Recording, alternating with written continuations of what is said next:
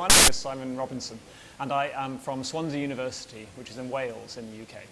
And the sorts of research that we work on in our group is collaborating, co-creating, co-designing with people who have got relatively lower access to technology and often have other sorts of resource and access constraints that can lead them to have very different experiences to many of the people who are commonly worked with in the design of technology.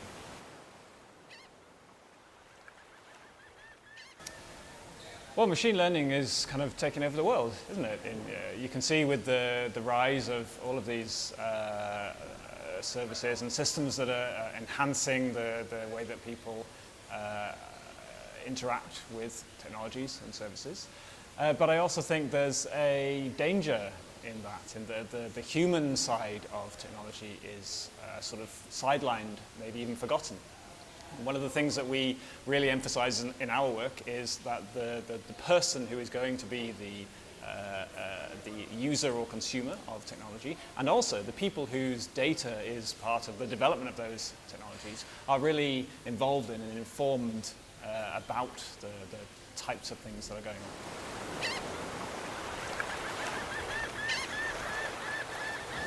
I think if you look at current state-of-the-art AI systems, like ChatGPT is all the rage at the moment, right? It's the system of the moment.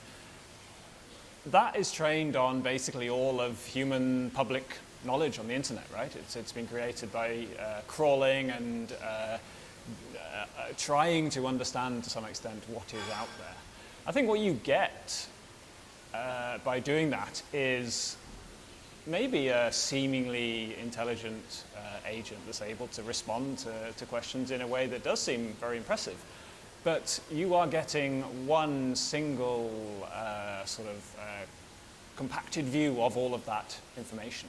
There are billions, 7, 8 billion people in the world, and each one of them is unique and interesting and different from each other. ChatGPT and those sorts of systems, they produce this one view that has none of the diversity and the range of experience and context and all those other things that people are so amazing at.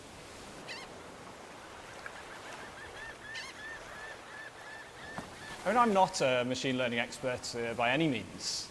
As I've said, I'm interested in the person, the people behind technology, future developments. So what I really hope is that the next versions of those types of system are able to really take into account the human perspective there. So I think it would be amazing if the way that these systems were developed becomes more open and understandable, rather than being this sort of black box that you can ask queries to and get impressive answers.